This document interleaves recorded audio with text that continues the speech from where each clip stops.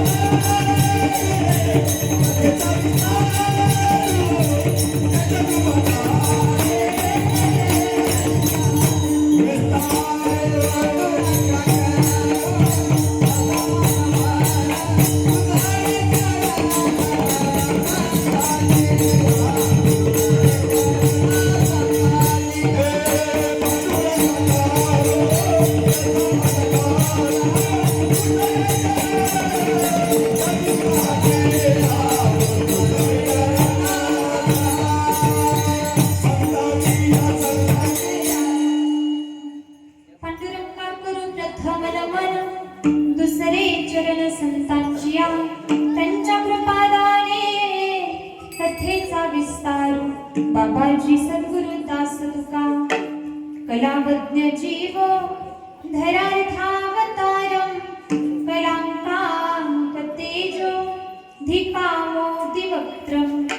फलानीशवादा परोदार्हदक्षम्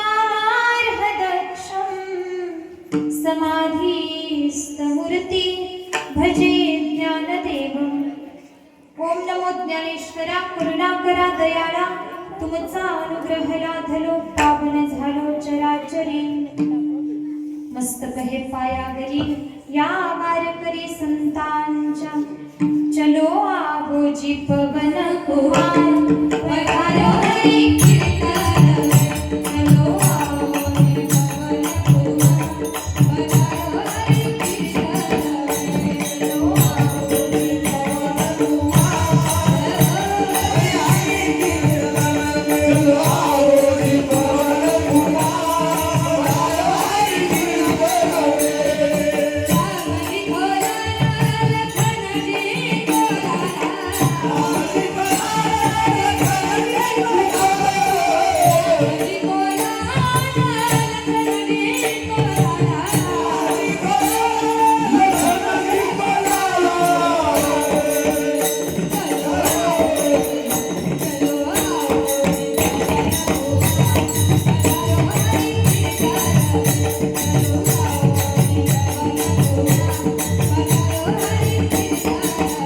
चलो आभोजी पवन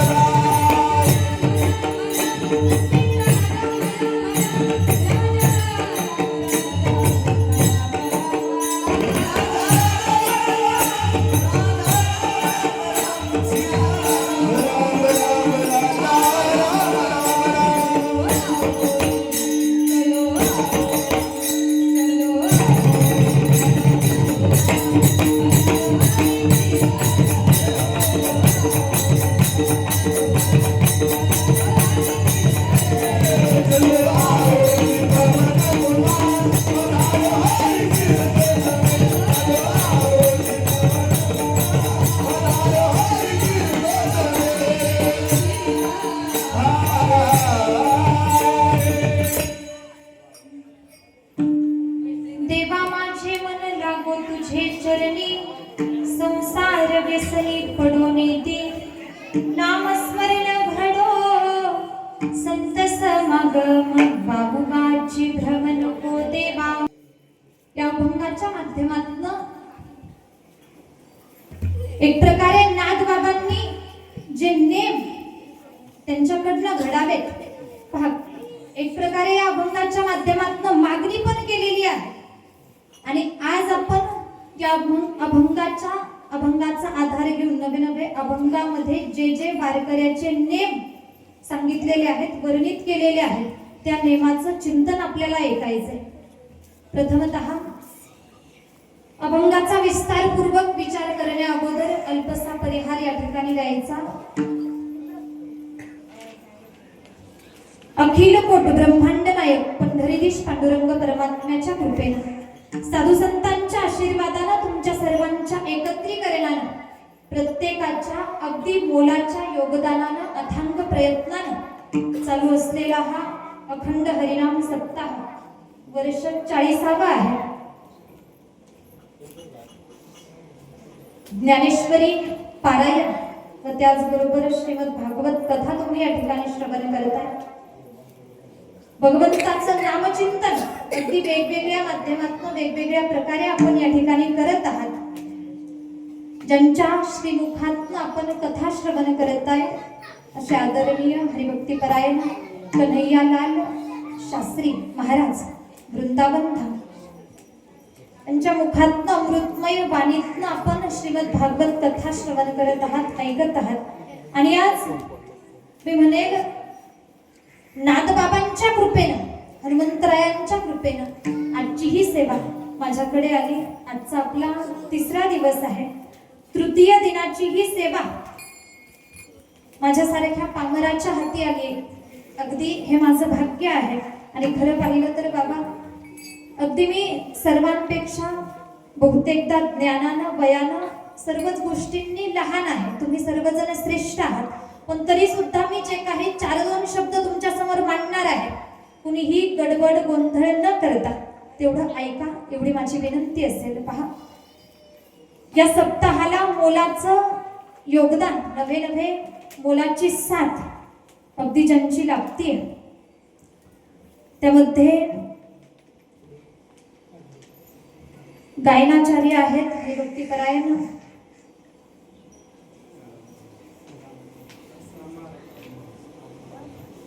हरिभक्तीपरायण राम महाराज जाधव, त्याचबरोबर हरिभक्तीपरायण रामेश्वर महाराज मस्के, त्याचबरोबर हरिभक्तीपरायण दत्ता महाराज सौदागर, राजेंद्र महाराज शास्त्री, श्री हरिभक्तीपरायण विश्वंभर महाराज नवले, संतोष महाराज गारुडे, आणि मृदुंगाची सुंदर साथ अगदी मला वाटतं मागच्याही वर्षी आणि याही वर्षी गोड सुंदर मृदुंगाची साथ करत आहेत असे मृदंग सेवक हरिभक्तीपरायण आकाश महाराज घाडगे. त्याचबरोबर अजूनही या ठिकाणी काही नाव आहेत. सर्वांचेच धन्यवाद. पहा, सप्ताहाला या सगळ्यांचं कोणत्या ना कोणत्या दिवशी मोलाचं योगदान असणार आहे. त्याचबरोबर आपलं संपूर्ण भजनी मंडळ, सर्व सेवेकरी, त्याचबरोबर जय हनुमंत श्री विज्ञानेश्वर सप्ताह कमिटी, समस्त गावकरी करंजखेडा, समस्त गावकरी सर्वांच्या मोलाच्या प्रयत्नानं, मोलाच्या योगदानानं चालू असलेला हा अखंड हरिनाम सप्ताह, ज्यांच्या माध्यमातून या ठिकाणी येण्याचा योग आला असे हरिभक्तीपरायण पिराजी दादांचे धन्यवाद. त्याचबरोबर या ठिकाणी सर्वच हरिभक्तीपरायण टाळकरी मंडळी आहेत. भगवंताचे हे सर्व सेवक, प्रत्येकाच्या चरणी माझं वंदन आहे, प्रत्येकाच्या चरणी माझं मस्तक आहे. सर्वांचे आभार व्यक्त करून लगेच आपण कीर्तनाला प्रारंभ करूयात. विठ्ठल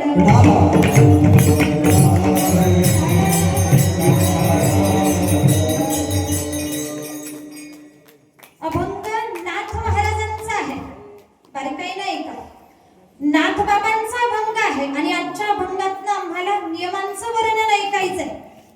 खरं पाहिलं तर आम्ही वारकरी आहोत.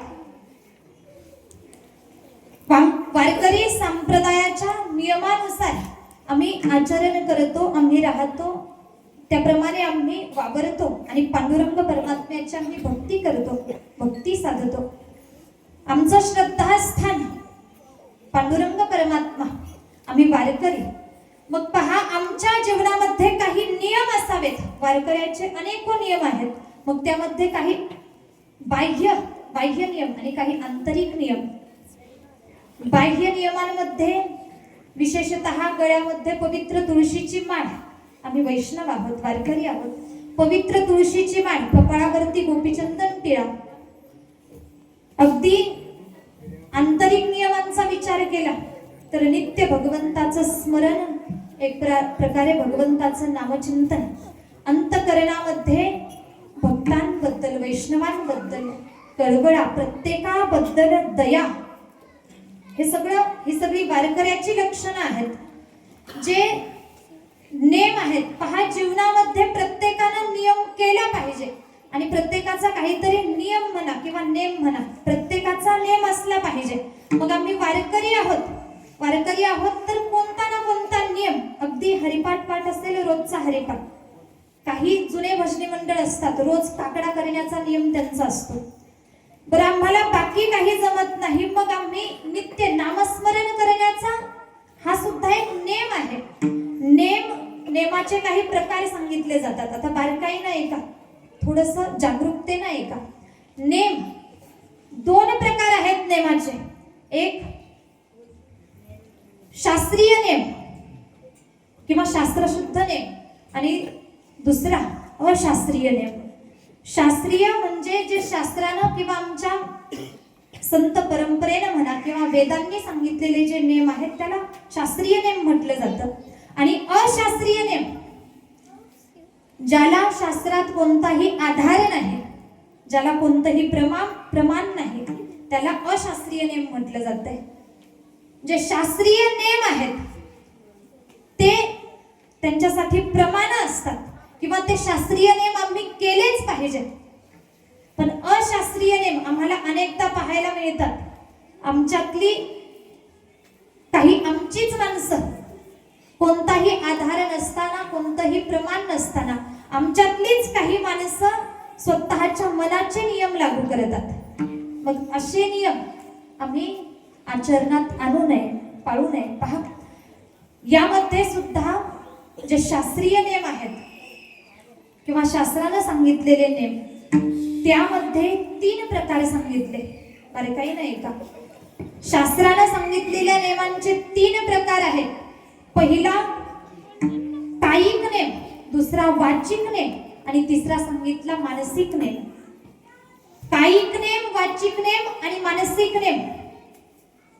अगदी आम्ही थोडंसं विस्तारित याचं चिंतन करायचं म्हटलं तर कायिक नेम कोणता? कायिक नेम म्हणजे काय? तर एक प्रकारे आम्ही तीर्थयात्रा म्हणू, पायीवारी म्हणू, हे कायिक नेम आहेत. व्रत उपासना म्हणू, हे झाले कायिक नेम. दुसरा प्रकार वाचिक नेम.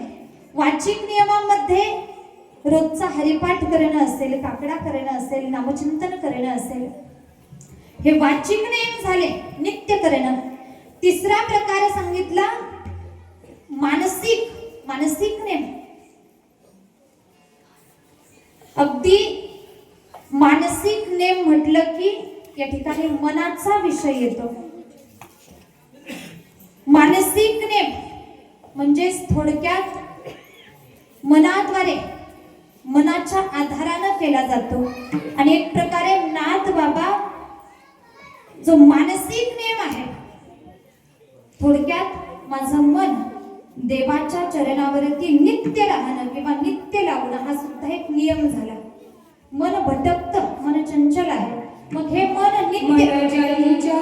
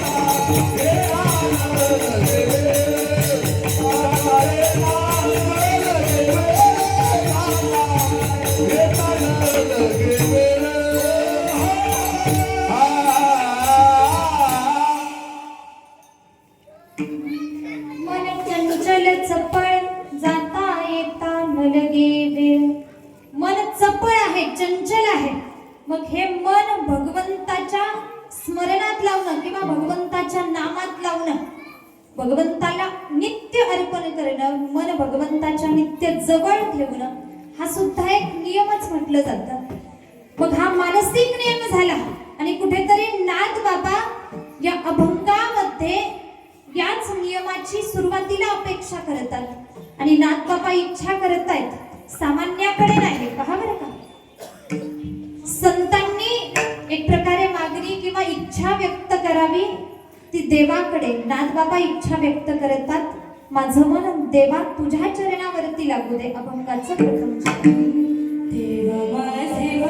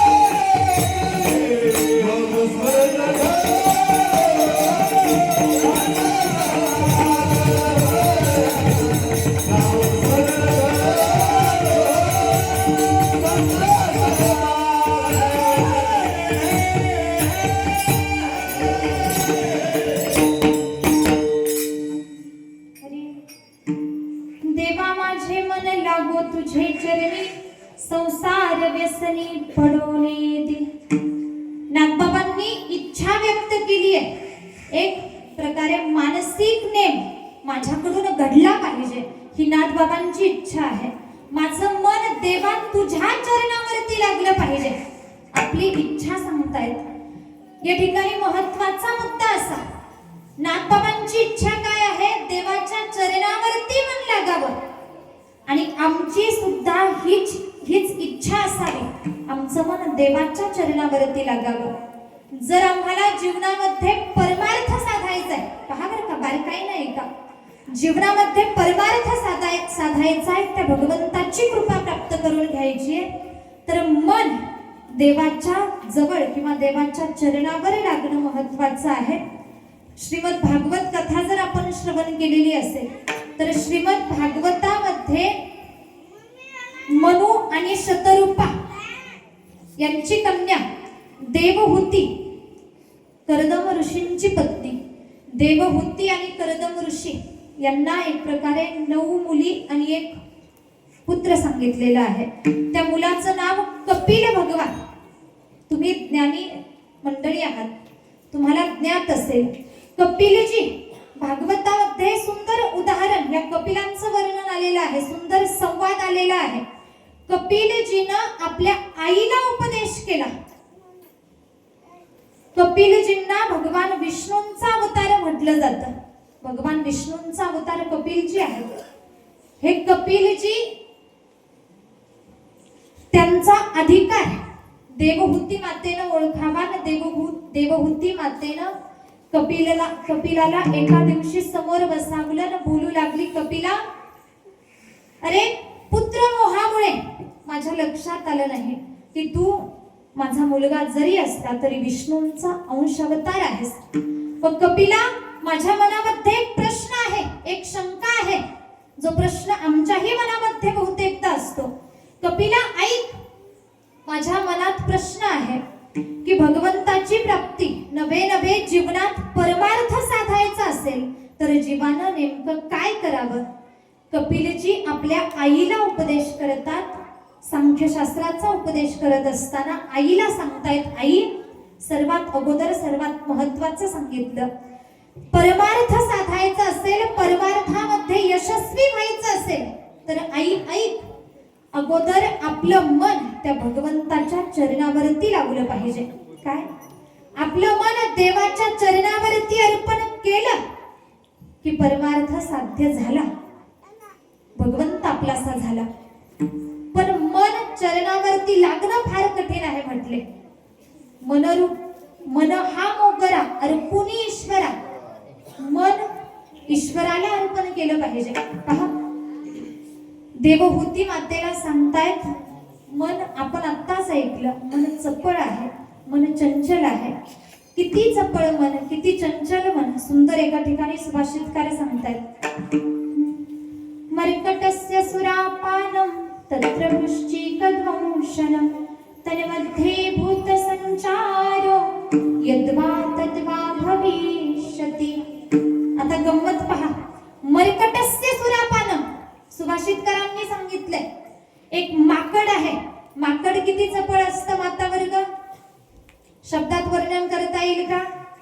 माकडाची चतुरता, माकडाची चंचलता.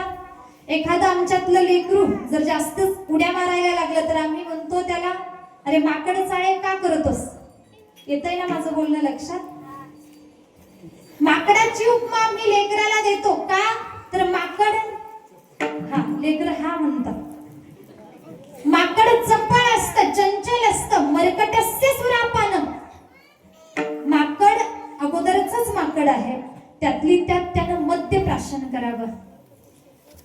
मद्य, दारू पिलीये, दारू पिल्यानंतर व्यक्ती कसा करतो? त्याला काय करतोय, कुठे लोळतोय, काय बोलतोय याचंही भान राहत नाही. तो चपळ चंचल बनतो, चंचलता त्याच्यामध्ये येते. माकड आहे, त्यानं मद्य प्राशन केलंय म्हणजेच दारू पिलीये. मर्कटस्य सुरापानं तत्र वृश्चिकध्वंसनं, आणि त्यातली त्यात त्याला विंचवानं ध्वंस केलाय. मातावर्ग थोडासा विचार करा, विंचवानं माणसाला ध्वंस केल्यानंतर माणूस कसा थया थया नाचतो, बरोबर ना, मोठमोठ्यानं.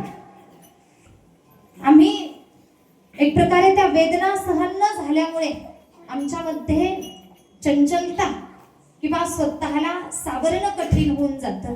माकड आहे, मद्य प्राशन केलंय, विंचवानं ध्वंस केलाय, आणि त्यातली त्यात त्याला भूताचा संचार झालाय, भूत लागले. आता ते किती चंचल बनेल? भूत लागलंय. भूत लागल्यानंतर काय होतं हे मला तुम्हाला विस्तारानं सांगायची अजिबात गरज नाही. पहा, माकड त्यातली त्यात दारू पिलंय, विंचवानं दोष केलाय, भूतही लागले. हे एवढं सगळं झाल्यानंतर जेवढी चंचलता त्या माकडाकडे येईल त्याच्यापेक्षा कितीतरी पटीनं चंचल आमचं मन आहे. मनाचा वेग मोठा आहे, मनाची चंचलता खूप मोठी आहे. मग मी सांगते तुम्हाला, कपिलजी आईला म्हणतात, आई हे मन फार चपळ चंचल आहे, परमार्थ साधायचा आहे तर मन भगवंताच्या चरणावरती लावावं.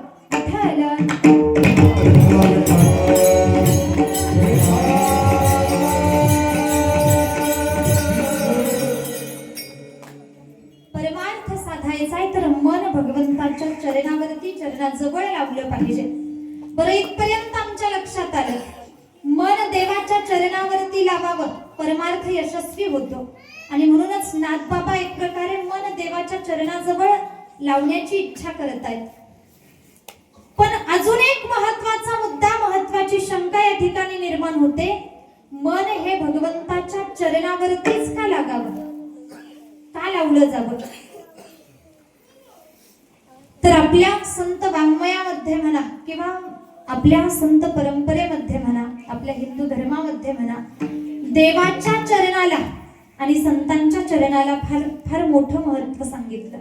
देवाचे चरणही श्रेष्ठ आणि संतांचे चरणही श्रेष्ठ. आपल्याला देवाच्या चरणाचा या ठिकाणी विचार करायचा आहे. भगवान परमात्म्याचे चरण एक प्रकारे सम आहेत. भगवान परमात्म्याचे चरणांमध्ये सामर्थ्य आहे. आणि अगदी थोडस बारकाईनं सांगायचं गेलं तर पहा, शिवमहापुराण ग्रंथामध्ये मी थोडस तुम्हाला शिवमहापुराण ग्रंथामधलं वर्णन थोडस मांडून जाते. शिवमहापुराण ग्रंथामध्ये 5 शिवलिंगाचे प्रकार आलेले आहेत. 5 प्रकार. मग त्यामध्ये पहिला प्रकार सांगितलाय स्वयंभू शिवलिंग, दुसरा आहे बिंदू शिवलिंग, तिसरा प्रकार सांगितला प्रतिष्ठित शिवलिंग, चौथा प्रकार सांगितला चर शिवलिंग आणि 5वा प्रकार सांगितलाय गुरु शिवलिंग. आता अगोदरचे 4 मी तुमच्या समोर मांडत नाही, पण 5वा जो प्रकार आहे पहा, 5वा प्रकार गुरु शिवलिंग. या प्रकाराचा जर आम्ही विचार केला तर गुरु शिवलिंग म्हणजे काय, तर आमचे जे गुरु आहेत, बरं काही नाही का, आमचे जे गुरु आहेत, गुरूंच्या उजव्या पायाचा अंगठा, उजव्या पायाच्या अंगठ्याला गुरु शिवलिंग म्हटलं गेलेलं आहे. आणि हे मी काही मंच तुमच्या समोर मांडत नाही. शिवमहापुराण कथेमध्ये हा सगळा कथाभाग शिवलिंगाचं वर्णन येऊन जातं. गुरु शिवलिंग म्हणजेच आपल्या गुरूंच्या उजव्या पायाचा अंगठा आहे. म्हणजे गुरूंच्या चरणांमध्ये, पायाच्या अंगठ्यामध्ये साक्षात भगवान भोलेनाथांचं वास्तव्य सांगितलं. मला सांगायचंय तुम्हाला चरणांचं महत्व, मग साधूंचं असेल किंवा देवतांचं असेल. साक्षात भगवंत संताच्या चरणामध्ये वास्तव्य करतो. नभे नभे संताचे चरण, देवाचे चरण हे दोन्ही आमच्यासाठी लाभकारक आहेत. या चरणांवरती आम्ही झुकलो, मग देवाचं चरण घ्या किंवा संताचं चरण घ्या, आम्ही जर आमचं मस्तक भगवंताच्या चरणावरती किंवा संताच्या चरणावरती टेकवलं तर आमच्या जीवनाचं कल्याण आहे, तर आमचं हित आहे. विठ्ठल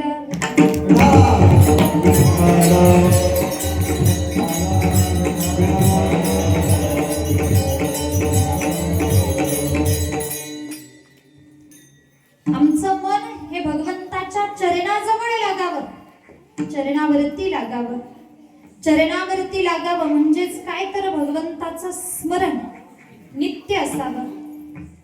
पहा, आमचं होतं असं, आमचं घडतं असं, आमचं मन हे लौकिकाकडे जातं, लौकिकामध्ये लागतं, प्रपंचामध्ये लागतं, संसारामध्ये लागतं. पण हेच मन भगवंताच्या चरणाजवळ लावलं पाहिजे. प्रपंच, संसार, लौकिक याच्यामध्ये सगळ्यांना माहिती आहे, आपल्याला सुखाचा भास आहे. आम्हाला वाटतं सुख भगवंतात, सुख प्रपंचात आहे, संसारात सुख आहे असं वाटतं आम्हाला. पण खरं सुख कुठे आहे, तर खरं सुख भगवंताकडे आहे, भगवंताच्या चरणाजवळ आहे. म्हणून आमचं मन देवाच्या चरणाजवळ लागावं सुखासाठी. तुम्हा प्रत्येकाला सुखाची अपेक्षा आहे आणि सुख भगवंताकडे आहे. सर्व सुखाचे आगर, सर्व सुखाचे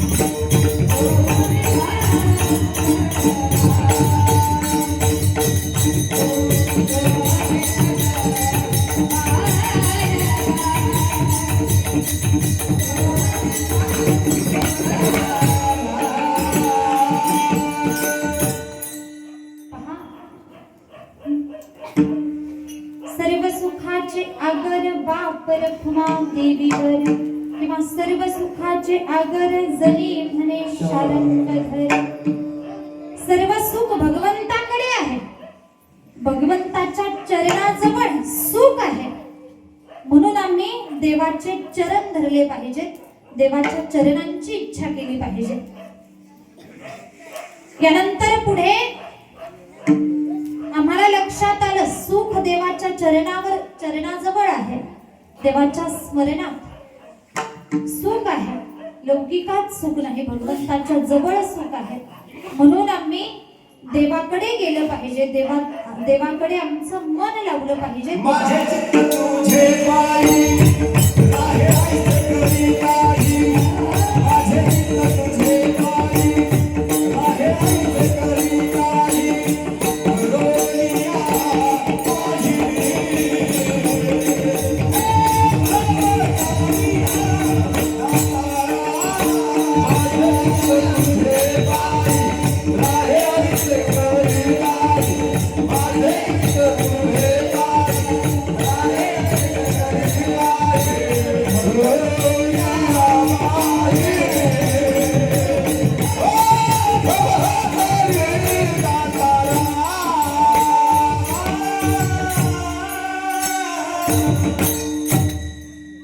माझे चित्त तुझे पायी.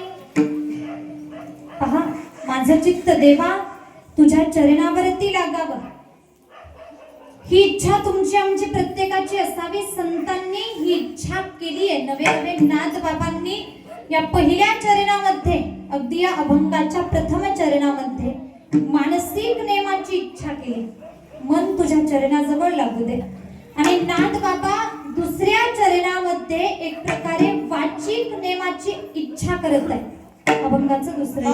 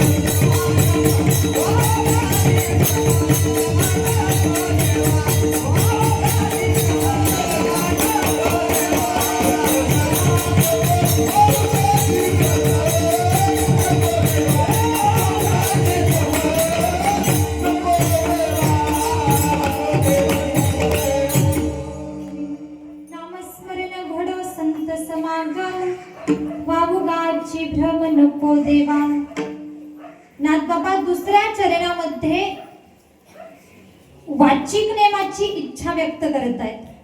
अगदी पहा, नामस्मरण घडो संत समागम.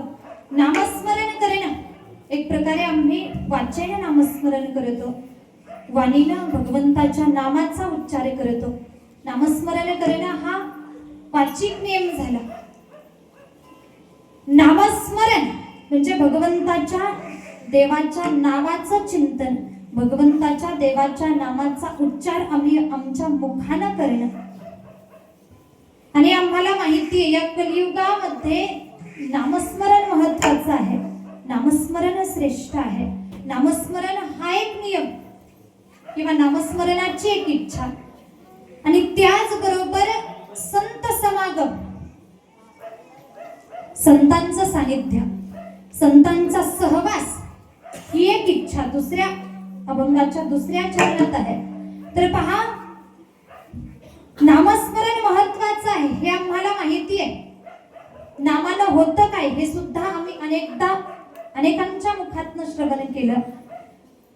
आणि अगदी नामस्मरण कधी होतं किंवा आम्ही नामस्मरण करतो, नामस्मरण करण्याची इच्छा आमची कधी होते तर संतांकडे गेल्यानंतर, संतांच्या सानिध्यामध्ये गेल्यानंतर. एखादी गोष्ट आम्हाला करायची आहे, एखादी गोष्ट आम्हाला करायची आहे. समजा ऐका, आम्हाला पंढरपूरला जायचंय, पंढरपूरला जायचंय ही इच्छा आमच्या मनामध्ये कधी निर्माण होईल? जेव्हा आम्ही एखाद्याच्या मुखातनं पंढरीचं महात्म्य ऐकू, पंढरीचं महत्व ऐकू किंवा त्या पंढरीमध्ये वास्तव्य करणाऱ्या त्या पांडुरंग परमात्म्याचं महत्व आम्ही एखाद्याच्या मुखातनं ऐकल्यानंतर मग आमच्या मनामध्ये इच्छा निर्माण होईल की अरे आपणही पंढरपूरला गेलं पाहिजे. मला सांगायचंय तुम्हाला, एखादी गोष्ट आपल्याला करायची, आचरणात आणायची, अगोदर तिचं महत्व कळणं आम्हाला महत्वाचं असतं. नामचिंतन आम्हाला करायचंय, मग ते आम्ही का करावं हे आम्हाला संतांकडे गेल्यानंतर कळतंय, संतांच्या सानिध्यात गेल्यानंतर कळतंय. नामस्मरण केलं पाहिजे. आणि सत्संग, संतांची संगती किती महत्वाची आहे किंवा किती मोलाची आहे. जीवनामध्ये सत्संग महत्वाचा आहे किंवा संगतीचा परिणाम प्रत्येकावरती कसा होत असतो. एक सुंदर उदाहरण मी तुमच्या समोर मांडून जाईल. संगतीचा परिणाम माणसावर होतो, नवल नाही. संगतीचा परिणाम निर्जीव वस्तूंवर सुद्धा झालेला आम्हाला अनेक आमच्या संत वाङ्मयामधनं ऐकायला मिळतं. संगतीचा परिणाम निर्जीव वस्तूंवर सुद्धा होतो, माणसावर होतो, नवल नाही. पहा, अगदी मी थोडंसं रामायणाकडे तुम्हाला घेऊन जाते. रामायणामध्ये जे 3 महत्वाचे मुख्य पात्र आहेत त्यामध्ये प्रभू रामचंद्र, लक्ष्मणजी आणि सीतामाई. घडावं असं, व्हावं असं की प्रभू रामचंद्र, लक्ष्मणजी आणि सीतामाई वनवासाला निघाले, वनवासाला सुरुवात केली आहे. अगदी काही दिवस उलटावे वनामध्ये चालतायत, मार्गस्थ झालेले आहेत. आणि एका दिवशीचा प्रसंग, एका ठिकाणी एका झाडाखाली प्रभू रामचंद्रासहित लक्ष्मणजी, सीतामाई एका झाडाखाली जाऊन बसले. विश्रांतीसाठी थोडा वेळ बसले. समोर लक्ष द्या. विश्रांतीसाठी थोडा वेळ बसले. परिणाम, ज्या ठिकाणी बसले, खरं पाहिलं तर ती भूमी एक प्रकारे अपवित्र होती म्हणायला हरकत नाही. लक्ष्मणजीच्या मनामध्ये वेगवेगळे चुकीचे विचार यायला निर्माण झाले. आपल्याला माहिती आहे लक्ष्मणजी किती पवित्र, किती शुद्ध अंतकरणाचे आहेत. आज पाहिलं तर खऱ्या अर्थानं भाऊ भावाचा आधार असतो हे आम्हाला रामायणातून शिकायला मिळतं. किंवा भावाचं भावावरती किती प्रेम असावं याचं आदर्श उदाहरण म्हणजे लक्ष्मणजी आहेत. तेच लक्ष्मणजी त्यांच्या मनामध्ये चुकीचे विचार निर्माण होऊ लागले. विचार येत आहेत मनामध्ये, अरे वनवास तर राघवाला होता, वनवास तर प्रभू रामचंद्रांना होता, मी काय विनाकारण यांच्या पाठीमागे आलो, मला तर सुखात राहता आलं असतं. विचार मनामध्ये येऊ लागला, अरे प्रभू रामचंद्रांची पत्नी तर त्यांच्या सोबत आहे, माझी पत्नी उर्मिला, तिला एकटीला सोडून मी आलो, मी का केलं असं. एक प्रकारे चुकीचे विचार जेव्हा मनात निर्माण होत आहेत. काहीच बोलले नाही. लक्ष्मणजीच्या चेहऱ्यावरती उदासीनता प्रभू रामचंद्रांनी पाहिली. आणि मायबाप पहा, प्रभू रामचंद्र जगाचा मालक आहे. काही गोष्टी माणसांपासून लपू शकतात किंवा काही गोष्टी माणसांपासून लपवता येतात, पण देवापासून कुणीही काहीही लपवू शकत. बोला ना माता वर्ग, बोलणं कळतंय ना माझं? देवापासून काहीही लपू शकत नाही. लक्ष्मणजीचा तो निराश उदास चेहरा प्रभू रामचंद्रांनी पाहिला आणि एका क्षणात ओळखलं. होतंय काय, घडतंय काय? लक्ष्मणजीच्या मनात चुकीचे विचार येतात. लक्ष्मणजी प्रभू रामचंद्रांची नजर एक झाली. प्रभू रामचंद्रांनी स्मित हास्य केलं आणि लक्ष्मणजीला सांगितलं, लक्ष्मणा ऐक, अरे आपण आता ज्या ठिकाणी बसलोयत ना, इथली माती, एक मुठभर माती एका वस्त्रामध्ये बांधून, गाठोडं बांधून आपल्या सोबत घे. लक्ष्मणजीच्या लक्षात आलं नाही कशासाठी माती घ्यायची आहे, पण दादाची आज्ञा आहे म्हणून एक वस्त्र घ्यावं, त्यात मुठभर माती तिथली टाकावी. गाठोडं बांधलं आणि आपल्या सोबत घेतलं. सोबत घेऊन निघाले. जेव्हा जेव्हा लक्ष्मणजी चालायचे तेव्हा तेव्हा ते गाठोडं सोबत असायचं. तेव्हा तेव्हा चुकीचे विचार, चुकीच्या विचारांचं वादळ मनामध्ये उठायचं, चुकीचे विचार मनामध्ये निर्माण व्हायचे. पण पुन्हा विश्रांतीसाठी कुठेतरी बसले, ते गाठोडं थोडंसं बाजूला ठेवलं गेलं की पुन्हा चांगले विचार मनात यायचे. अरे आपण असा विचार का करतोय? पुन्हा पश्चाताप व्हायचा. पुन्हा चालायला लागले की पुन्हा चुकीचे विचार येतात. थांबले की पुन्हा चांगले विचार. जेव्हा जेव्हा ते गाठोडं, मातीचं गाठोडं, ती माती सोबत आहे, तेव्हा चुकीचे विचार मनामध्ये निर्माण होतात. ते मातीचं गाठोडं थोडं बाजूला ठेवलं गेलं की चांगले विचार मनामध्ये येतात. काय घडतंय लक्ष्मणजीच्या लक्षातच येईना. अरे हे चाललंय काय, हे घडतंय काय? आणि प्रभू रामचंद्रांसमोर आपली मनस्थिती सांगितली. प्रभू ऐका, आता माझ्या शंकेचं, नवे नवे माझ्या मनातला गोंधळ तुम्हीच सुधारू शकता, गोंधळ तुम्हीच दूर करू शकता. प्रभू दादा सांगा मला, माझी अवस्था अशी झाली आहे, काही वेळ माझ्या मनात चुकीचे विचार निर्माण होत आहेत आणि काही वेळ चांगले विचार मनात निर्माण होत आहेत. वारंवार चांगले वाईट अशा विचारांचं वादळ मनामध्ये, डोक्यामध्ये उठलंय. हा काय प्रकार आहे? मला काहीच सुचेना असं झालंय. दादा काहीतरी सांगा. प्रभू रामचंद्र म्हटले, लक्ष्मणा अरे यात तुझा काहीही दोष नाही. काय? तुझा काहीच दोष नाही म्हटले. ऐक लक्ष्मणा, तुला ऐकायचंय ना हे का घडतंय? ऐकायचंय का तुम्हाला? आता वर्ग का असं घडतंय? फ्रेश बसा बरं एकदा. कुणाला काही चिंता टेन्शन आहे का? इकडे प्रभू रामचंद्र सांगतायत, लक्ष्मणा ऐक, तुझ्या मनामध्ये चुकीचे विचार का निर्माण होत आहेत तुला मी सांगतो. प्रभू रामचंद्रांनी सांगायला सुरुवात केली. लक्ष्मणा, पूर्वी एकेकाळी सुंद आणि उपसुंद नावाचे दोन दैत्य होऊन गेले. सुंद आणि उपसुंद नावाचे दोन महाबलाढ्य दैत्य होऊन गेले. त्या दैत्यांनी अमर होण्यासाठी तप केलं, भरपूर कठोर कठीण तप केलं आणि त्या तपाच्या प्रभावानं एक प्रकारे ब्रह्माजींना यावं लागलं. ब्रह्माजी त्यांच्या समोर प्रगट झाले. काही वरदान मागायचे ते मागून घ्या म्हटले. या सुंद आणि उपसुंदानं मागितलं, प्रभू आम्हाला अमर बनवा. आजपर्यंत अमर कोणी बनलंय का? हा, आजपर्यंत अमर कोणी बनला नाही आणि भविष्यातही कोणी अमर होऊ शकत नाही.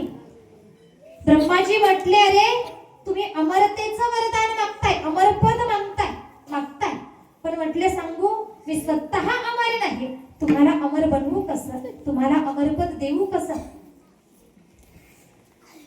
तुम्ही तुमच्या मरणाला विशिष्ट अशा अटीमध्ये बांधून घ्या म्हटले. अटीमध्ये बांधून घ्या तुम्ही. या सुंद उपसुंद त्यांनी थोडासा विचार केला आणि पहा, राक्षस होते. शांत बसा थोडस. राक्षस होते पण एक जीवाचे होते. आम्ही माणसं आहोत पण भावामध्ये वाद करतो. आज सख्खे भाऊ पक्के वैरी बनले. पण त्या राक्षसांकडनं सुद्धा काहीतरी शिकण्यासारखं आहे. सुंद आणि उपसुंद दोघे राक्षस होते पण एक जीवानं राहणारे होते. यांना विश्वास होता की अरे आमच्यात वाद होऊ शकत नाही, भांडण होणार नाही, वाद होऊ शकत नाही, भांडण होणार नाही. दोघांनी विचार केला आणि वरदान मागितलं. दोघांनी विचार करून ब्रह्मदेवांकडे वरदान मागितलं. प्रभू, आमची अट अशी आहे किंवा आम्हाला असं वरदान द्या, आम्हाला मरण आलं तर आमच्या दोघांच्या, आम्हा भावाच्या एकमेकाच्या हातूनच एकमेकाला मरण यावं, अन्यथा दुसऱ्या कुणाकडनंही आम्हाला मरण नको आहे. आमच्या दोघांकडनंच एकमेकाला मरण आलं पाहिजे. ब्रह्माजी म्हटले तथास्तु आणि अदृश्य झाले. हे सुंद आणि उपसुंद दोघे एक जीवानं राहतायत आणि यांच्या या दोघांच्या एकजुटीचा परिणाम त्रैलोक्यावरती विजय प्राप्त करायचा ठरवला आणि कुठेतरी त्रैलोक्यावरती विजय यांनी प्राप्त केला. त्रैलोक्यावरती विजय प्राप्त केला. सर्वत्र अधर्म, अन्याय, अत्याचार प्रस्थापित झाला. पहा, जेव्हा दैत्य त्यांना काहीतरी वरदान प्राप्त होतं, बलवान होतात, तेव्हा अहंकारी बनतात. अहंकार त्यांच्या मनामध्ये निर्माण होतो. ज्या सुंद उपसुंदाचं सुद्धा झालं असं, यांच्या बाबतीतही घडलं असं. सर्वत्र अन्याय, अत्याचार, अधर्म चालू केला आणि श्रीमद भगवद्गीता सांगते, यदा यदा हि धर्मस्य ग्लानिर्भवति भारत अभ्युत्थानमधर्मस्य तदात्मानं सृजाम्यहम्. जेव्हा जेव्हा या धरतीवरती अन्याय, अत्याचार वाढत जाईल तेव्हा तेव्हा भगवान परमात्मा अवतीर्ण होते. भगवंत अवतीर्ण होतात, युगायुगात अवतार धारण करतात आणि भक्ताचं रक्षण, कुठेतरी अधर्माचा नाश करतात आणि धर्माची स्थापना करतात. आता वेळ होती सुंद आणि उपसुंद यांचा अधर्म मिटवण्याची, भगवंताला अवतार धारण करण्याची वेळ. यांचा अन्याय अत्याचार वाढत चालला. कुणाचा? ताट बसा बरं एकदा. कुणाचा? सुंद आणि उपसुंद. अन्याय, अत्याचार, अधर्म वाढवू लागला. त्या जगाच्या मालकानं, त्या ब्रह्मांड नायकानं मोहिनी अवतार धारण केला, मोहिनी रूप धारण केलं. दोघांच्या समोर जाऊन उभे राहिले. जसं त्या मोहिनीला पाहिलं, मोहिनी साक्षात भगवान परमात्मा होते आणि तो भगवान परमात्मा सुंदर आहे, त्याच्यासारखं सुंदर दुसरं कोणी नाही. मोहिनी रूपात जगाचा मालक समोर येऊन थांबला. त्या मोहिनीला म्हणजेच स्त्रीला पाहिलं आणि सुंद उपसुंद दोघांच्या मनामध्ये त्या मोहिनीबद्दल, स्त्रीबद्दल मोह निर्माण झाला. त्या स्त्रीला प्राप्त करण्याची एक प्रकारे आस लागली आणि सुंद उपसुंदाला म्हणू लागला, अरे ही तुझी बहिणी आहे. उपसुंद म्हणायचा नाही, ही तुझी बहिणी आहे. असं करता करता दोघांमध्ये भांडण लागलं. स्त्री हे कारण ठरलं, म्हणजेच भगवंताचंच ते एक रूप होतं. सुंद उपसुंदामध्ये भांडण लागलं. बोलण्यातला वाद, त्या वादाचं रूपांतर भयंकर युद्धामध्ये झालं. कडाक्याचं युद्ध दोघांमध्ये झालं आणि दोघांनी एकमेकांचा पाहता पाहता जीव घेतला. सुंद उपसुंदानं एकमेकाला संपवलं.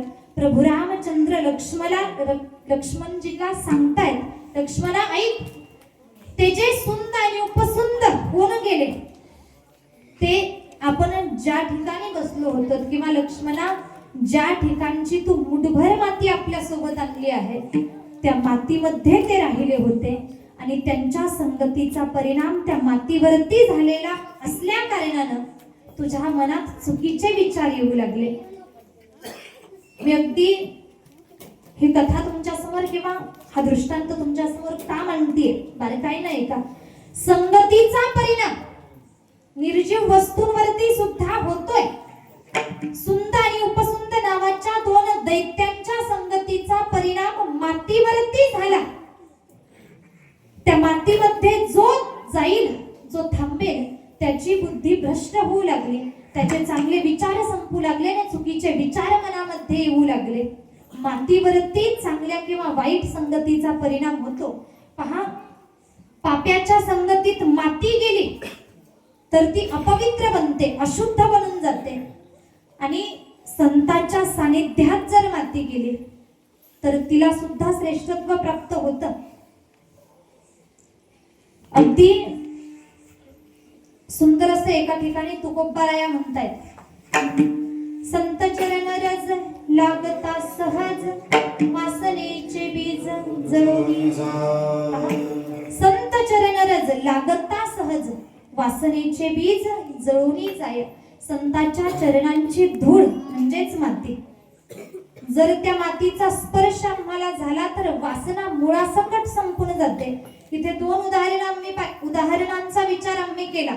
एक, दुष्टांची संगत मातीला झाली तर काय परिणाम होतो, आणि दुसरं, संतांची संगत मातीला झाली तर काय परिणाम होतो. वासनेचे बीज जळवणे जाय, वासना जळून जाते. एवढं सामर्थ्य मातीला प्राप्त होतं.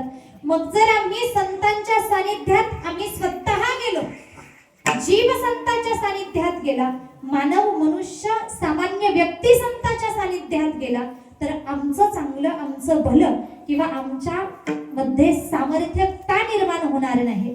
विठ्ठल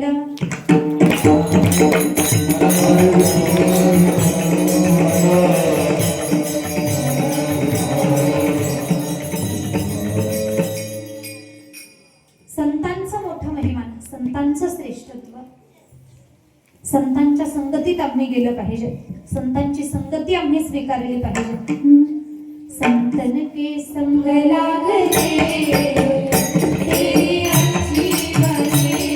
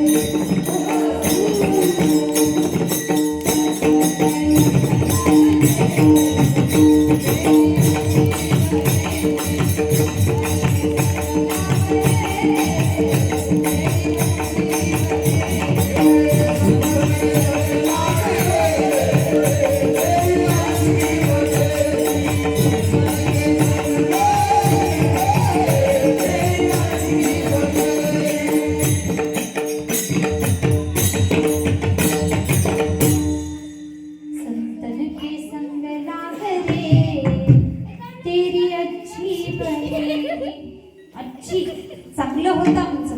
संतांच्या संगतीत गेलं तर आमच्या जीवनाचं हित आहे, जीवनाचं कल्याण आहे. बारकाईने लक्ष द्या.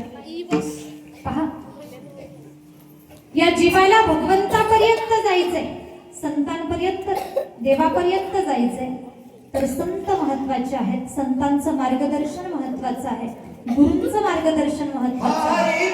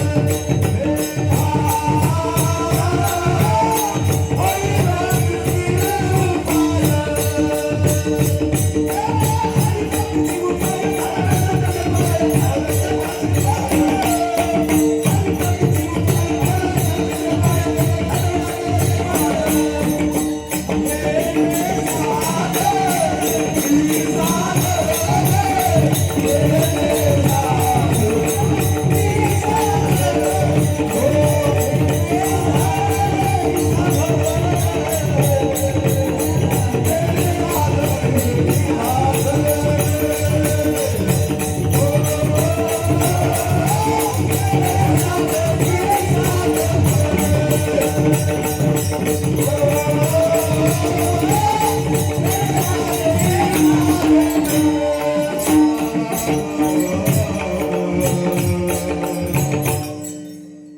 सर्वांसाठी एकदा जोरदार टाळी वाजवा.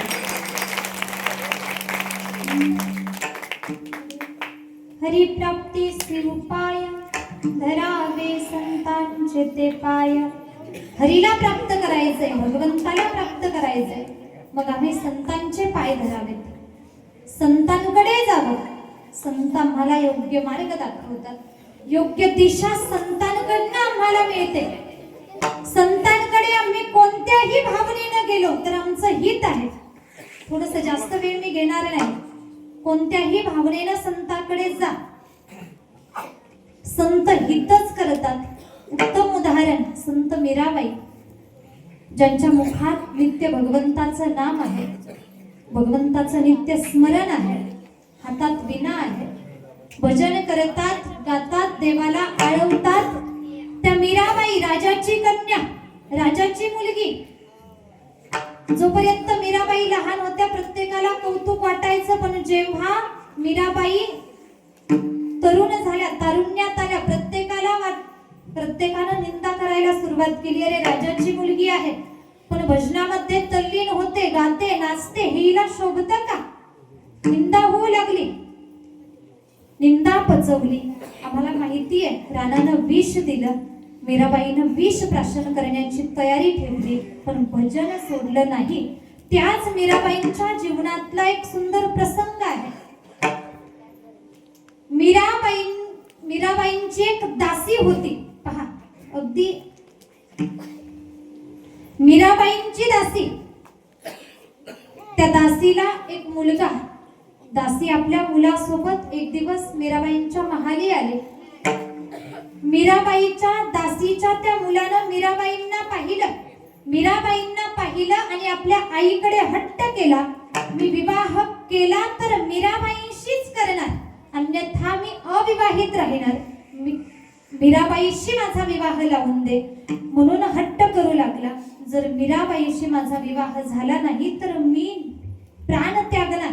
ती दासी मोठमोठ्याने रडू लागली. आता माझा एकुलता एक मुलगा आहे, माझा आधार आहे, मीराबाईशी विवाह नाही झाला तर प्राण देईन म्हणतो, आता करावं काय?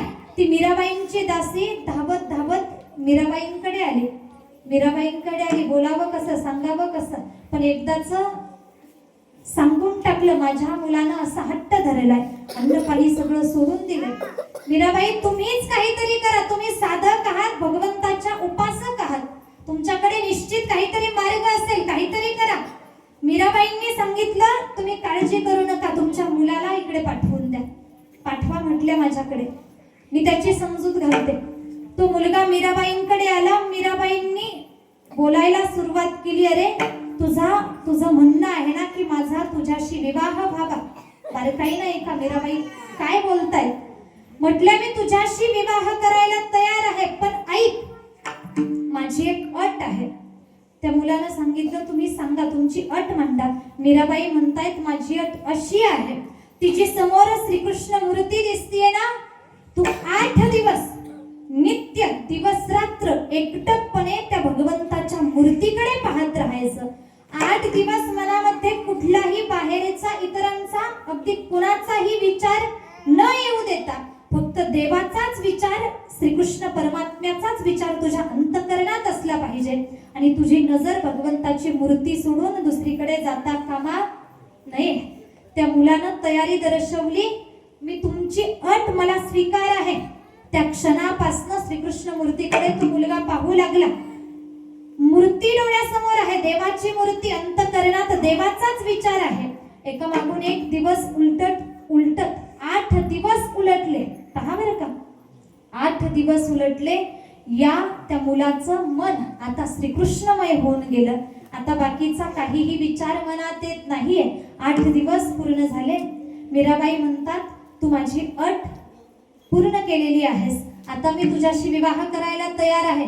तर त्या मुलानं हात जोडले, आई चुकलं माझं, क्षमा करा मला, माझ्या मनात दुर्बुद्धी निर्माण झाली होती, चुकीचे विचार निर्माण झाले होते, तुम्ही मला योग्य मार्ग दाखवला, योग्य दिशा दिली. दिली. मला सांगायचंय तुम्हाला, संत नित्य आमचं हितच करतात. संतांकडे गेल्यानंतर हितच होतं. अगदी एक छोटस भजन करून आपण अगदी शेवटाकडे जाणार आहोत. पहा, सर्वांनी एकदा हात वरती घ्या. खालचे वरचे सगळ्यांनी हात वरती. जय जय राधा रमण हरी बोल.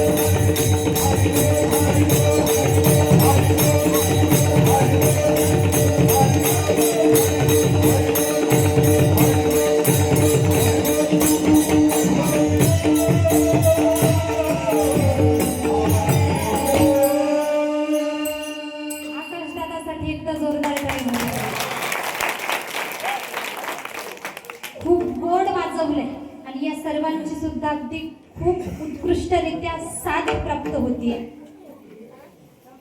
पहा, सुंदर संत संगतीवरती आम्ही उदाहरण ऐकलं. संत संगतीचं मोठं महिमान आहे. अगदी नाथ बाबा देवाकडे इच्छा व्यक्त करतात की नामस्मरण मला घडावं, संतांची संगती मला प्राप्त व्हावी, नवे नवे माझ्याकडनं पायी वारी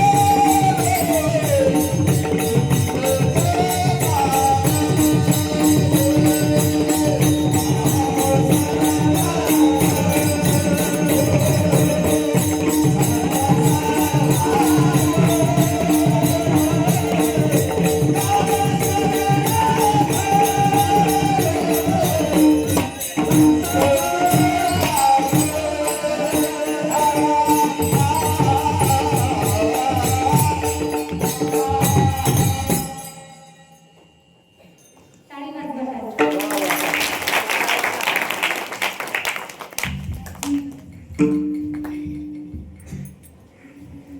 पायी तीर्थयात्रा मुखी राम नाम हाची माझा नेम सिद्धीने.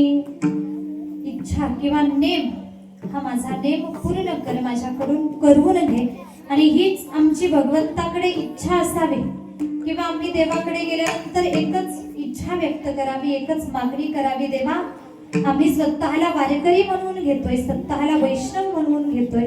मग हे जे नियम आहेत, वारकऱ्याचे नियम, हे नेम आमच्याकडून पूर्ण करून घेण्याची जबाबदारी देवा तू स्वीकार. आमच्याकडून भक्ती करून घे, आमच्याकडून नामचिंतन करून घे, पायी वारी करून घे. हे सगळं काही देवा तू आमच्याकडून करून घे. भगवंताला आळवणी करायची आणि हीच एक प्रकारे आळवणी किंवा देवा हीच माझी इच्छा आहे, दुसरी माझी इच्छा काही नाही, दुसरी माझी मागणी काही नाही. हे नाथबाबांनी देवाला सांगावं. देवा तुझीच सेवा घडू दे. अभंगाचं चौथं.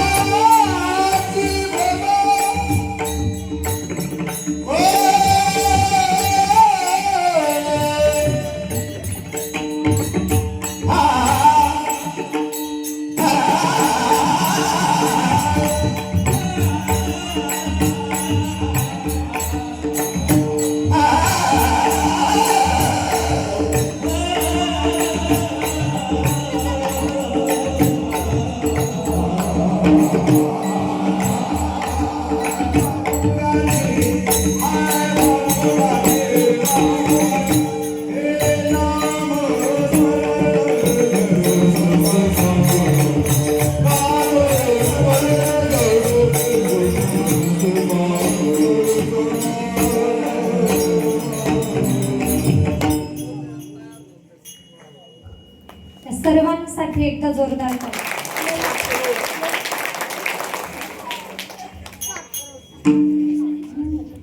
देवा माझे मन लागो तुझे चरणी, संसार व्यसनी पडून ती नामस्मरण घडो संत समागम बाहुगाची भ्रम नको देवा. अभंग या ठिकाणी माझ्या बुद्धीप्रमाणे अगदी जसा जमेल तसा सोडण्याचा मी या ठिकाणी प्रयत्न केलेला आहे. खरं पाहिलं तर प्रत्येकाच्या वेगळ्या अपेक्षा असतात. कुणाला ज्ञान हवं असतं, कुणाला विनोद हवा असतो, कुणाला गायन हवं असतं. प्रत्येकाची इच्छा एक कीर्तनकार पूर्ण करू शकत नाही. म्हणूनच जसा जमेल तसा भगवंतानं जसं बुद्धी दिली त्या प्रकारे अभंग सोडण्याचा मी प्रयत्न केलेला आहे. खरं पाहिलं तर पुन्हा एकदा बोलते, मी तुमच्यापेक्षा लहान आहे. वयानं, ज्ञानानं, तपानं, सर्व गोष्टींनी लहान आहे. तरी सुद्धा तुम्ही 2 तास बसून हे काहीतरी 4-2 शब्द ऐकले म्हणून मी तुमचे ऋण व्यक्त करते, आभार व्यक्त करते. आणि पहा, वारकरी संप्रदायाच्या नियमाप्रमाणे आपल्याला थोडंसं भजन करायचं आहे. सर्वांनी मोठ्या प्रेमानं भजन करायचंय.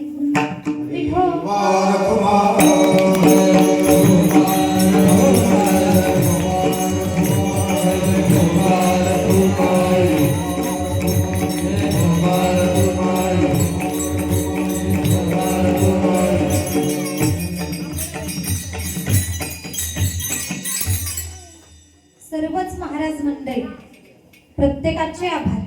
विशेषतः आकाश दादाचे तर मी अजून एकदा जोरदार टाळी वाजवा. खूप गोड वाटण आहे. पाहिलं तर वय लहान आहे, पण हातात वाजवण्यात गोडवा फार आहे आणि सुंदर गोड चांगलं वाजवताय. हे सहज मिळत नाही. खूप प्रयत्न करावे लागतात, खूप कष्ट घ्यावं लागतं, खूप रियाज करावा लागतो, तेव्हा हे सगळं प्राप्त होतं.